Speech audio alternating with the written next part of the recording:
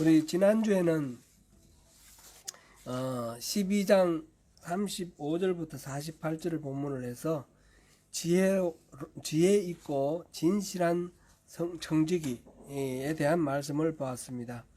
주인이 올 때까지 깨어서 기다리면서 맡겨진 종들에게 때를 따라 적절하게 양식을 공급하는 그런 청지기 역할을 잘 하라.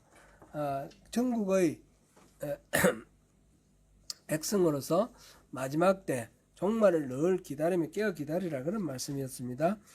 그 다음에 이제 13장, 14장, 15장, 오늘 16장인데 13장, 14장에서는 천국이 어떤지, 제자의 도는 어떤지 다양한 설교가 이렇게 쭉 나와 있습니다.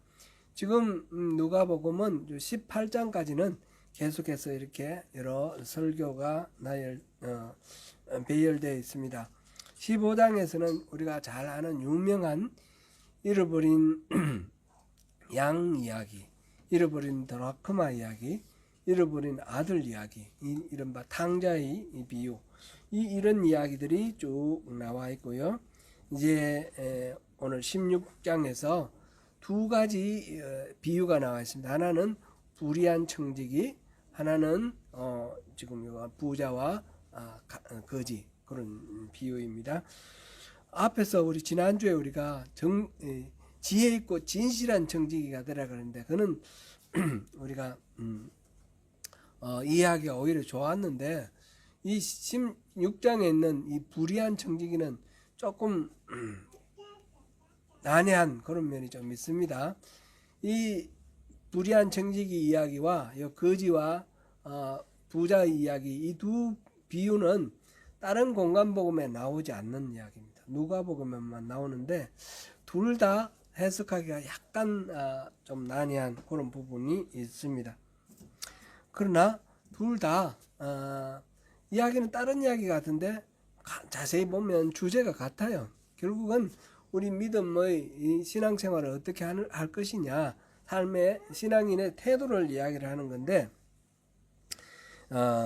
오늘은 이 두 번째 거를 통해서 이렇게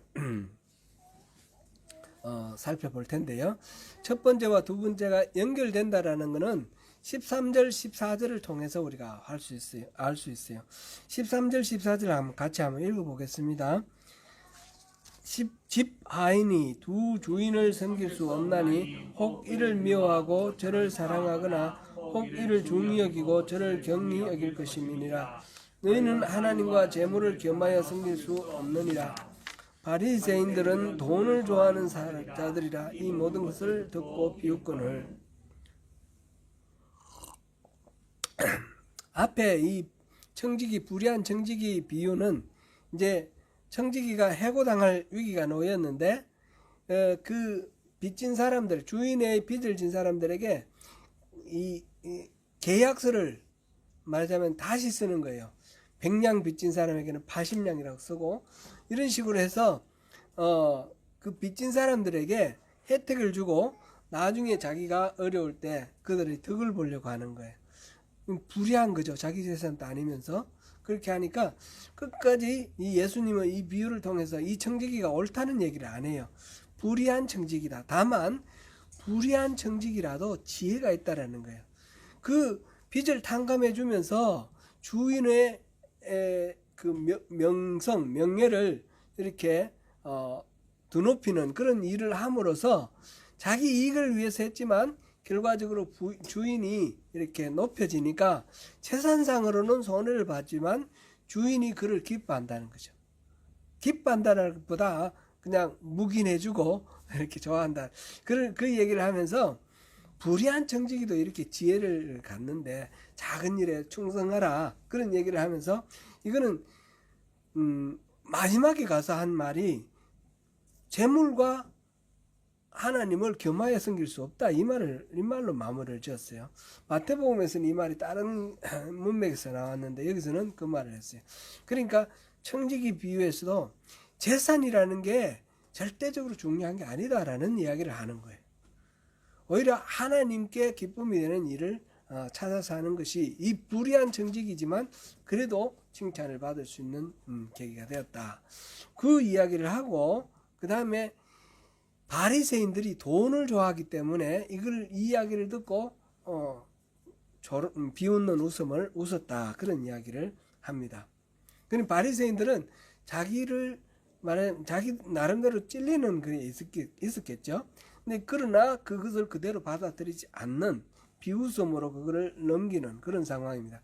그래서 예수님께서 바리새인에 대한 이야기, 천국에 대한 이야기, 복음 이야기를 지금 요 중간에 살짝 넣습니다. 이 바리새인들은 율법을 중요하게 여기는데 그 율법의 시대는 요한에게서 끝났고 이제 복음의 시대다. 그러면서 진정한 하나님 나라는 이 복음으로 인해서 하나님 나라를 적극적으로 침노한다, 이렇게 침노한다 했고 침입한다라고 표현되어 있는데 적극적으로 그것을 구하는 자에게 이 천국을 허락하신다, 그런 말씀입니다. 그러면서 이 적극적인 이 천국을 소망하고 갈망하는 우리 성도들의 자세는 뭐야 될 것인가? 그거는 이제 앞에서 선한 정직에서 재산이 전부가 아니다라고 말했던 것처럼 여기서도 재산이라는 것에 대해서 이야기를 하면서 바리새인들의 가치관, 그것을 지적하고 있습니다. 그것이 오늘 이 비유의 내용입니다. 이 두 번째 비유, 이거를 통해서 우리 읽어봤으니까, 그리고 내용 여러분들 잘 아시는 내용일 테니까 이렇게 다시 언급하지 않겠습니다. 근데 여기서 우리가 생각해 보면 세 가지 질문을 할 수 있습니다. 첫 번째, 과연 사후 세계가 있는가? 두 번째, 아브라함은 어떻게 음부에 갔고, 이 거지 나사로는 어떻게 아브라함의 품에 갔냐? 처음에 제가 아브라함은 그랬죠. 그건 잘못 말했고, 부자는 어떻게 해서 음부로 갔고, 이 거지 나사로는 어떻게 해서 아브라함의 품에 안겼느냐? 그 다음에 세 번째 질문은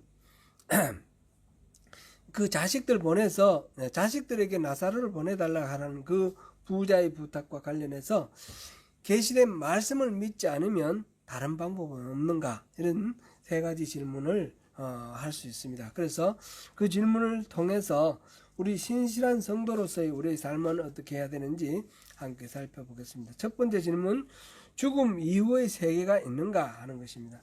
히브리인들은 죽음 후에 죽은 자가, 사자가 가서 거하는 곳을 음부, 쉐올이라 그랬습니다. 이 헬라 말이 아니라 히브리 말로는 쉐올, 스올, 성경에 스올 또는 음부 이렇게 번역되어 있습니다. 그렇게 되어 있습니다. 그런데 구약에서는 선과 악, 이게 선인이 가는 곳, 악인이 가는 곳, 우리가 말하면 천국, 그 다음에 지옥, 이런 식으로 구분이 잘 안 되어 있어요. 음부 이렇게 되어 있습니다. 그렇게 되어 있는데 이제 이 신약 성경에 오면 이게 확연하게 구분이 되어 있습니다. 여기서 음부라고 번역되어 있는 이 말은 하데스라는 헬란 말인데, 하데스는 그리스 신화에 나오는 그 죽은 자들의 세계를 거느리는 관장하는 신의 이름이 하데스인데, 그 다음에 나중에 이제 죽은 자가 사는 세계, 그 전체를 하데스라고 부르게 되었습니다. 그래서 음부, 하데스는 고통받고, 오늘 여기서 보면 고통 중에 고통을 겪고 있었다 그랬고, 또 막 갈등에 너무너무 괴로워하는 그런 상황이 나옵니다. 그러니까 아주 고통스럽고 불타고 그런 이미지죠. 불꽃이 계속 타오르고 물을 구할 수 없는 곳. 그래서 이게 지옥이라고 이렇게 번역을 해도 좋습니다. 근데 이제 헬란 말로 지옥이라고 번역된 것들은 주로 게헨나라는 말로 번역되어 있습니다. 게헨나라는 말이 지옥으로 번역되어 있습니다. 그런데 이 하데스도 지옥으로 번역할 수가 있다라는 거죠. 게헨나라는 말은 원래 그 흰놈의 아들 골짜기라는 거 있죠. 흰놈의 아들 골짜기. 그 예루살렘 성 서남쪽에 있는 골짜기 이름이 바로 흰놈의 아들 골짜기예요. 거기에서는 늘 쓰레기를 태우는 곳이고 또 죽은 자의 시체를 태우는 곳이에요. 그래서 그곳은 타는 냄새, 이런 비린내 이런 것들이 나오고 악취가 진동하고 그래서 또 지옥과 같다. 그래서 게헨나라는 말은 그런 지옥이라는 말로 이렇게 표현이 됐습니다. 그래서 여기서 지금 누가복음에서 얘기하고 있는 음부는 불타고 고통받고 그다음에 물을 구할 수 없는 그런 곳, 곧 지옥이다, 이렇게 우리가 말할 수 있겠죠. 그 반대되는 개념으로 이제 나와 있는 게 지금 이거 음부에는 부자가 가 있고 그 다음에 반대되는 개념에 나사로가 가 있는 곳은 아브라함의 품이다 이랬어요. 아브라함의 품. 아브라함의 품. 그는 이 부자도 유대인일 텐데 유대인의 조상 아브라함, 단순히 그런 의미는 아니고요. 말하자면 파라다이스를 아브라함의 품으로 표현을 한 거겠죠. 그렇게 표현되어 있습니다. 안락과 행복의 장소입니다. 그 다음에 이 둘 사이는 큰 구렁텅이가 있어서 건널 수 없다, 이런 식으로 되어 있습니다. 지금 이 표현들은 상징적인 표현이죠. 어떤 사람들은 이 구절을 가지고 지옥은 없다 이러면서 성경에 나오는 지옥의 개념이 다 다르다 뭐 이러면서 성경이 맞지 않다 이런 식으로 주장하는 근거로 이걸 쓰기도 합니다. 근데 그런 식으로 볼 게 아니고요. 이거는 어디까지나 비유지 않습니까? 비유는 무엇을 강조하기 위해서 이 비유를 쓰느냐, 그게 중요한 겁니다. 제가 전에도 그런 말씀 한번 들었는데 어린아이와 같다라는 비유를 쓰는데 어린아이와 같다는 비유를 쓰는데 어떤 때는 어린아이와 같이 어리석다, 깨우치지 못한 미몽, 그거를 가리킬 때 어린아이와 같다라고 쓸 때도 있고 또 어떨 때는 순수하다, 악에 때묻지 않았다 할 때 어린아이와 같다, 그런 말도 쓰는 거예요. 그죠?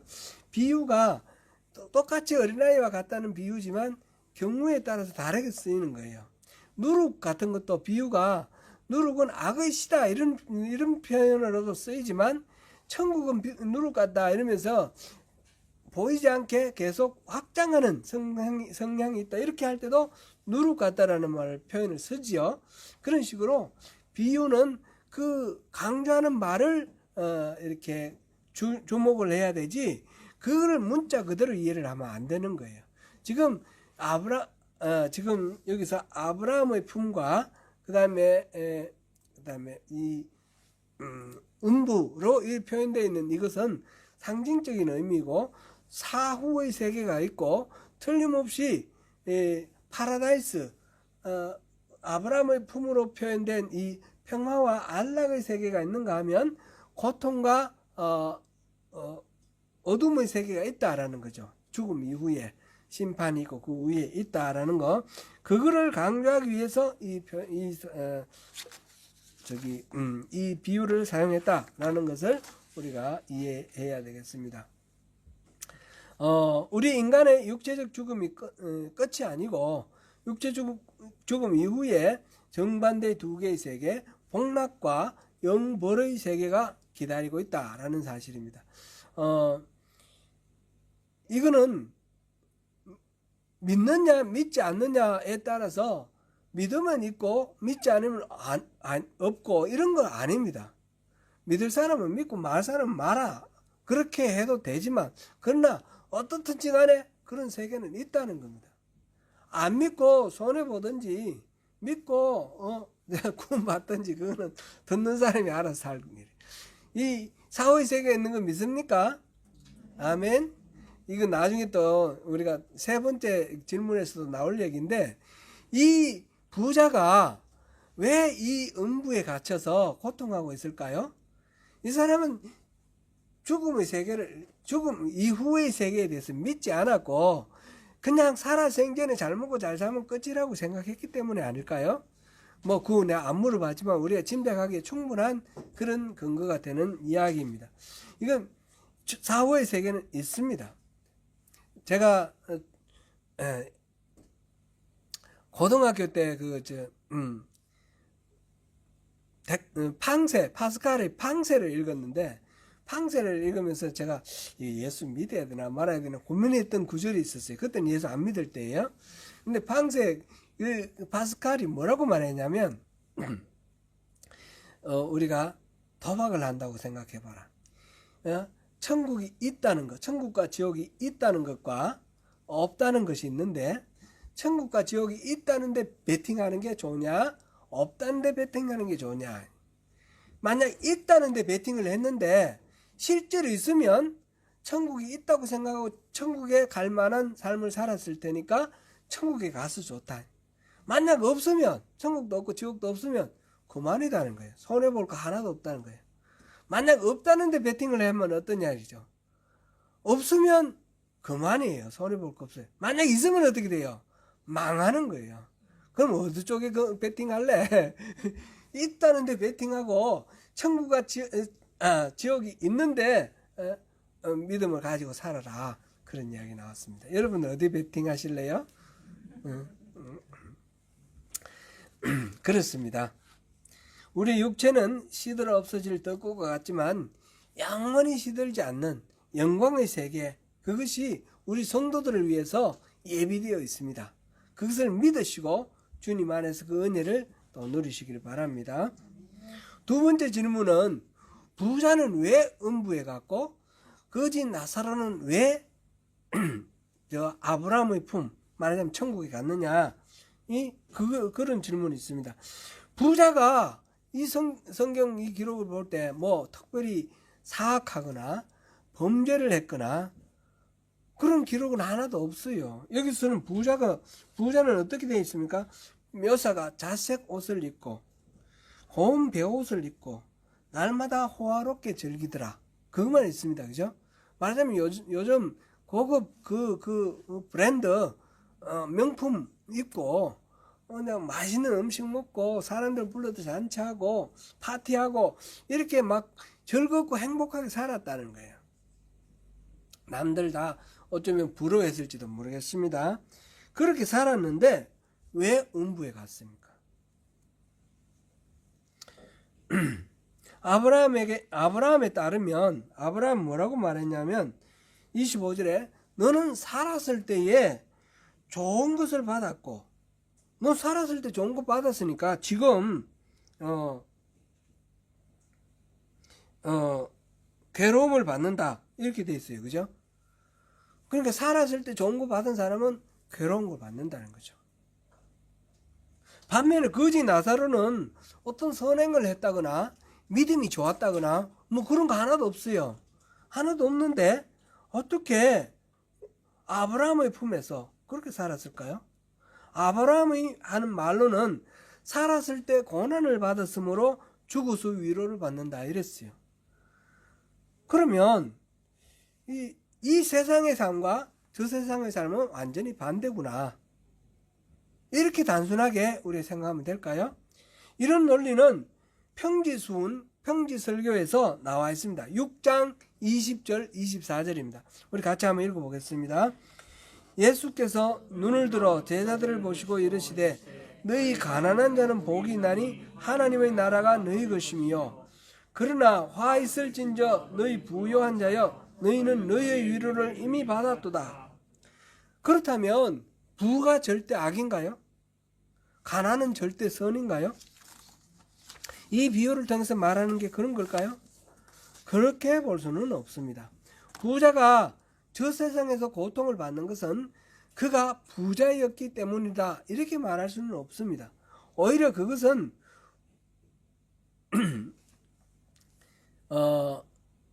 이 사람이 지금 부에 대해서 묘사되어 있는 것이 아주 자색 옷과 고운 베옷을 입고 늘 호화롭게 즐겼다 이렇게 됐습니다. 자신의 부를 자신의 만족을 위해서 사용했다 이것만 나와 있어요. 이것이 문제인 거죠. 부 자체는 악이 아닙니다. 인간이 피해야 할 죄도 아닙니다. 부하다고 나쁜 것 아니라는 거죠. 중요한 것은 부를 어떻게 사용하느냐에 달려 있습니다. 부를 인간의 욕망을 채우는 데 사용할 때에 그에겐 치명적인 결과가 나온다라는 것입니다. 다른 생에서 쓰라린 보상을 받을 것입니다. 본절 앞에 13절 우리 아까 본 대로 너희는 하나님과 재물을 겸하여 섬길 수 없다 이랬습니다. 만약 재물을 섬기는 마음으로 부가 최고야. 뭐니 돈이 있어야 돼. 그러면서 돈에 대해서 집중하고 돈을 이렇게 중요하게 가치 있는 것으로 이렇게 떠받들면 부를 섬기면 하나님을 겸하여 섬길 수가 없습니다. 하나님을 섬기지 않는다라는 겁니다. 부는 섬김의 대상이 아니라 우리가 활용하는 뭔가 우리의 어떤 다른 목적에 대한 수단일 뿐입니다. 부는 목적이 아니라 수단이다. 부는 섬김의 대상이 아니라 사용의 대상이다. 이것을 우리가 주목해야 됩니다. 부자의 집 앞에 매일 마주치는 거지 나사로가 있었습니다. 그 집에서 나오는 음식 쓰레기를 주워 먹고 살았습니다. 온몸에는 종기가 났고 그것을 개가 와서 핥고 있습니다. 그러나 부자는 그에게 아무런 관심을 보이지 않았습니다.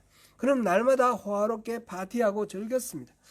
시대의 흐름에 따라서 물질이 주는 여러 가지 만족, 쾌락, 이것에 빠져서 살았다는 말입니다. 이는 부를 섬기느라 하나님의 마음을 헤아리지 않은 것입니다.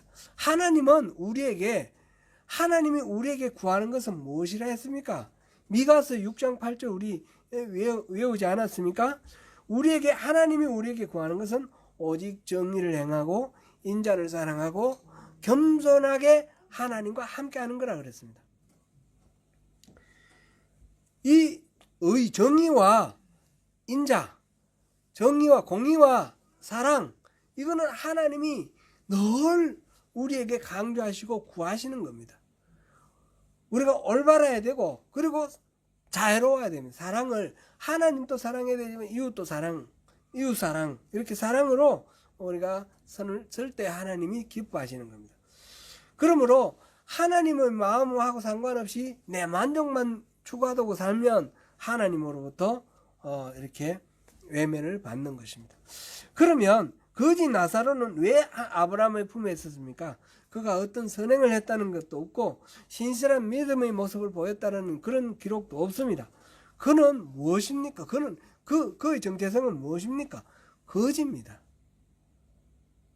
그는 스스로 자기의 생명을 해결할 수 없고 다른 사람의 사랑의 은혜를 베풀어 주는 것, 그것을 받아서 살아가는 그런 존재입니다.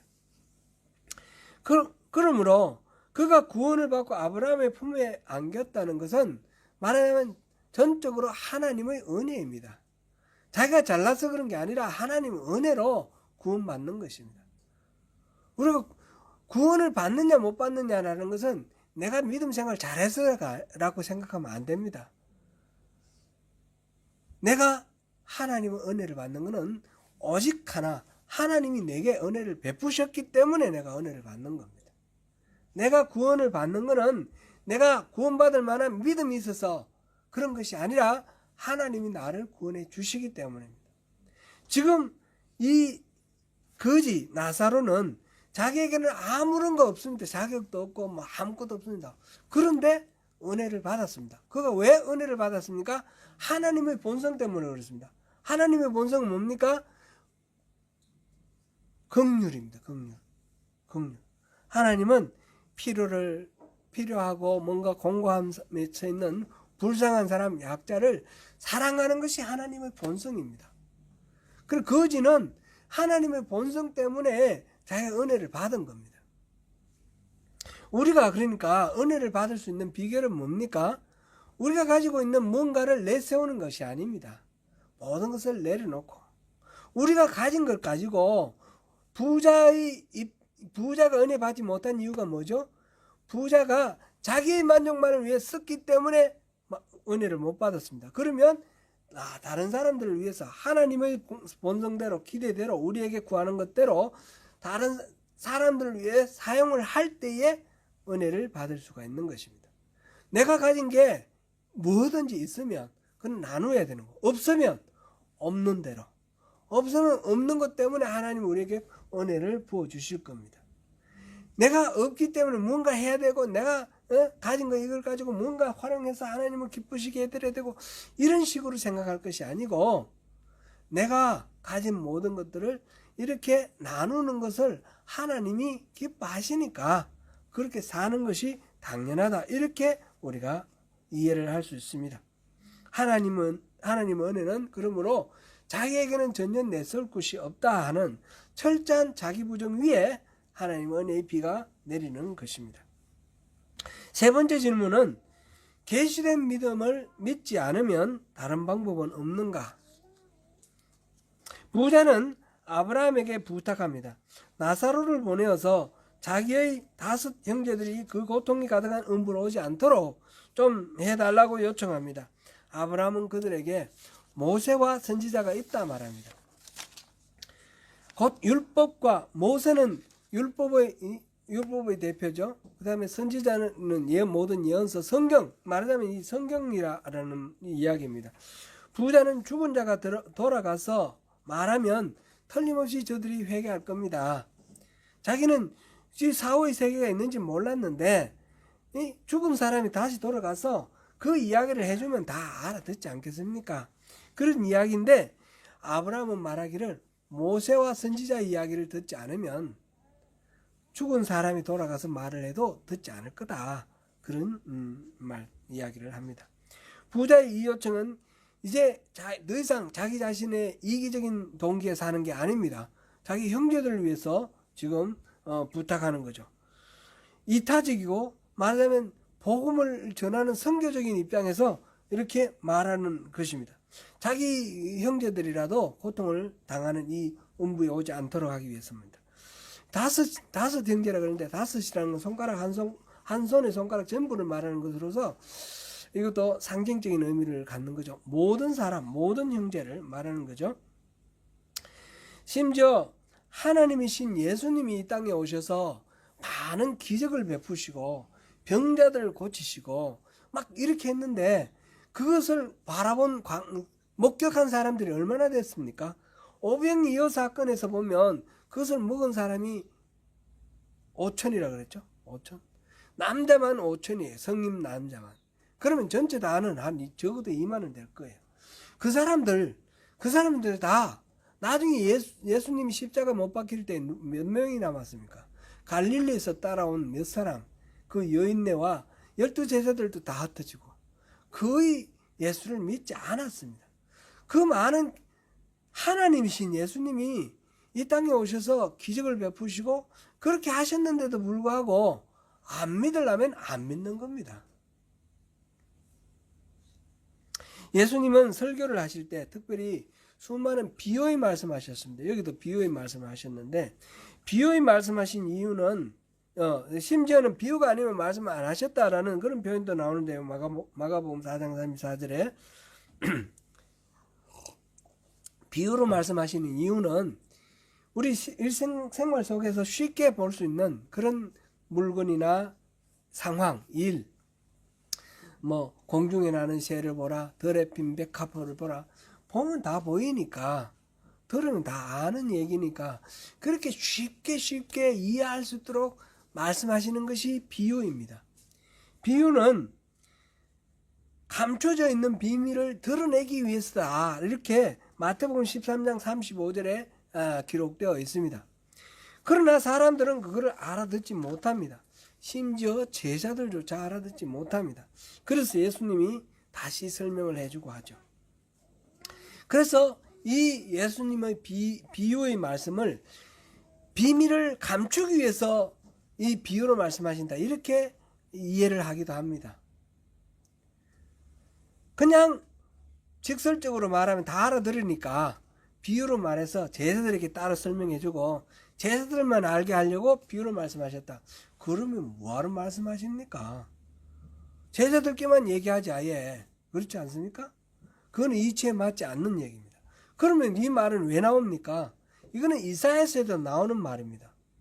이거는 말을 해도 듣지 않는 사람들에게 하나님께서 그 귀를 닫는다는 거예요. 봐도 보지 못하고 들어도 듣지 못하는 그런 것을 질책하는 말씀입니다. 표현이 그런 것입니다. 하나님 나라의 신비함에 대해 열린 마음이 있는 사람에게는 이 모든 말씀이 이해가 되고, 마음이 열려있지 않는 사람에게는 이해가 되지 않기 때문입니다.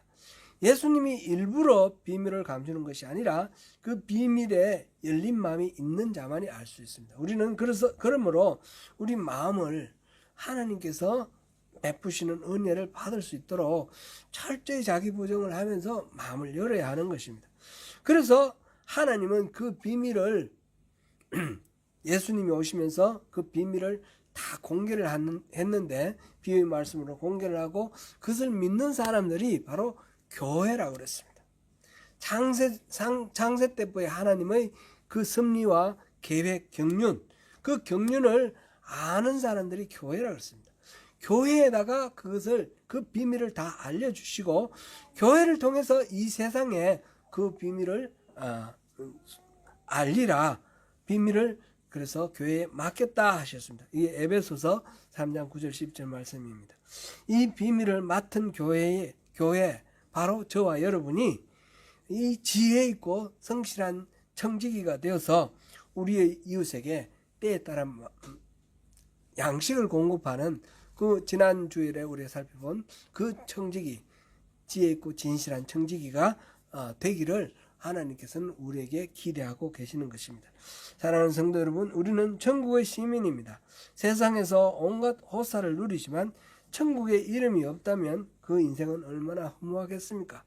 바리새인은 스스로 율법을 가지고 있고 천국의 백성이라 자부를 했지만 복음으로 다가오신 예수님의 이 메시지에 대해서 귀를 막고 듣지 않았습니다.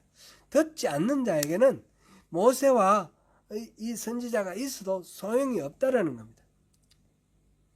이 가난한 나사로, 거지 나사로처럼 전적으로 하나님이 도우시는 삶, 하나님 아버지께 의존하는 삶을 살아가는 것, 그것이 우리에게 기대하시는 하나님의 마음입니다.